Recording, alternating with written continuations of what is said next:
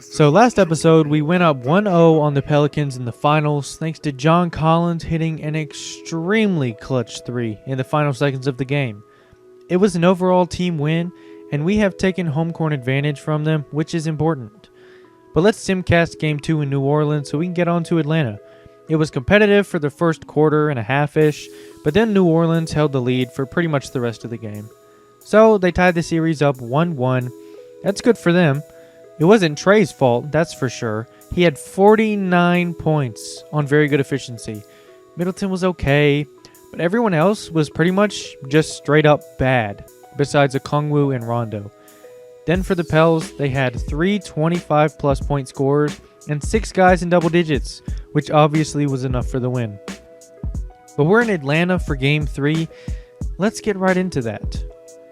Ingram starts the Pelicans off pretty quickly with an ISO on Middleton, as usual. John Collins starts us off how he left off in Game 1, draining a corner 3 from the exact same spot.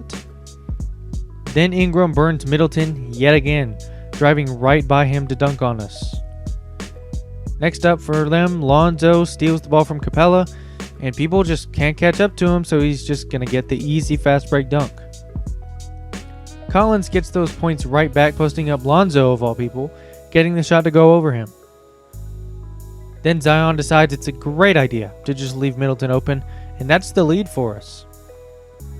But Alexander Walker loses Trey, I guess, so that's an easy 3 points for Trey. I won't completely blame Middleton for this one, but Ingram is putting up some big numbers on his head so far this series. It takes Trey like 6 minutes to get his first assist, but he finally gets one to Cam in the corner for 3. But guess what? That's right, another score for Ingram. Man, he's tearing up Middleton. To even things out, Cam has been tearing up Alexander Walker, somehow getting this shot to go. Then after 2 trips to the free throw line for Cam, Ingram scores on Middleton again. But after the switch, Collins and Lowry just stand there for a second, and then John yams it. Weird exchange, but I'll take it. Capella is clutch on the boards, and this time he reloads Middleton for 3. Then we start to go on a bit of a run, with Cam finding JC for a midi on the fast break, putting us up 9 points. But then I jump with Collins, and so Zion gets an easy layup. My bad. I mean, as I say, we go on a run. The Pelicans go on a mini one too. We're only up 5 now.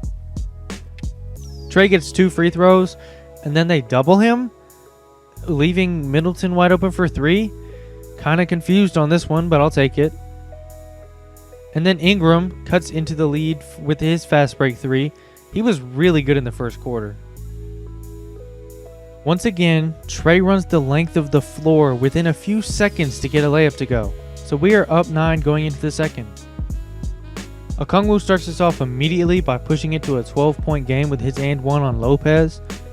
Then Herter bangs a 3 and makes it a 15-point game. We are 30 seconds into the second. Gallinari makes it a 17-point game with the spin past Hayes. Might have to lower his speed a little bit. Gallo in real life, there's no chance he's doing that. Then after a few baskets, Ingram gets fouled here and still makes the shot. And just like that, it's an 11-point game again. Herter fixes that right quick by greening a 3 on the fast break, back to 14 points. Now we've got Rondo, of all people, getting an offensive rebound, and he puts it back to make it a 16-point game. Now Okongwu is holding the line at 16 points, so I'm starting to think we might should just simcast this one. So, yeah, we win this game despite a late game run by New Orleans that didn't at all concern me. I mean, it doesn't help they shot 22% from 3 and had 20 turnovers. We had 22, but don't worry about it. But since this hasn't been that long and the games have been underwhelming, let's hop into the second half of Game 4, just for you guys. We start off Game 4 with the freaking CPU double-teaming Trey, so now John is left absolutely wide open for an easy dunk. Then Cam gets an easy mid-range jumper to go, making it a 4-point game. But hey, Lowry gets a floater to go to make it a 2-point game, and then misses his next attempt, but gets the offensive rebound and puts it back up to tie the game for the Pels. I'm sure this is a welcome difference from the awful game he had in Game 3. Gallinari has been terrible this series, but he does manage to get this turnaround jumper to go. It was also really satisfying. But on the other end, he just gives it right back up. Classic Gallo. And the Pelicans take the lead with Lonzo's Euro past Cam. Great. Then Ingram pushes the lead to 4. I mean, he was guarded by Gallo, so it's basically a free bucket. Lowry has really fallen off. He can't guard Cam posting him up and getting the layup through him. We are in danger of ending the third with a deficit though, and Herter fixes that up for us, greening the 3 per usual. So we are up 2 going into the fourth quarter. Unfortunately, to start off the fourth, Ingram drives past Middleton for 2 on the fast break, so we start off tied. But we've got some ball movement with Trey finding Herter, who finds Okongwu for the layup, and the lead is ours again. Then somehow Herter scores over Zion, putting the lead at 6 after Trey's free throws. And Gallinari gets dunked on by Zion. We gotta sub him out after that one. Capella and Middleton must have a connection though, because this is the second time Capella has found Middleton for 3 tonight. But now somehow Alexander Walker has been left wide open. It's a 2-point game. I'm not even sure how he found himself that open. Now we've got a back and forth going with Herter hitting the next 3 in this exchange.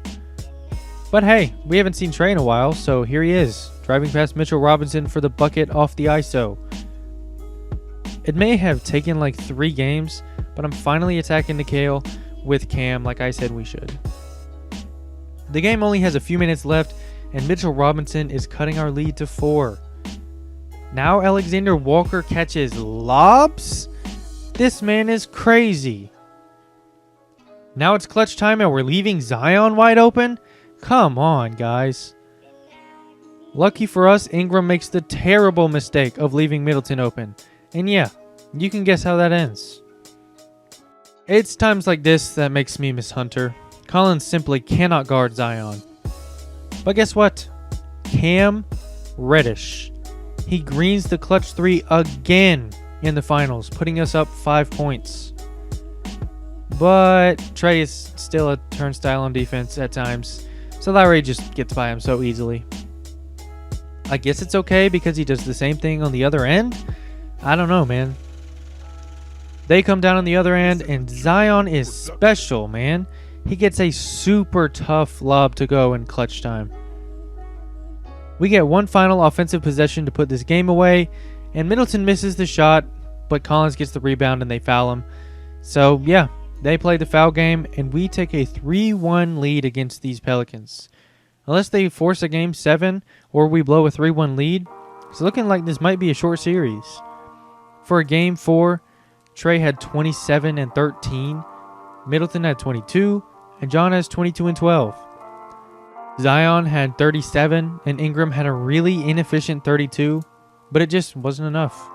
So we've got a commanding lead, and we're going to see what happens next episode. If you enjoyed the video, consider leaving a like and subscribing to the channel. I'd greatly appreciate it. If you didn't like it, leave a dislike. And y'all have a good one.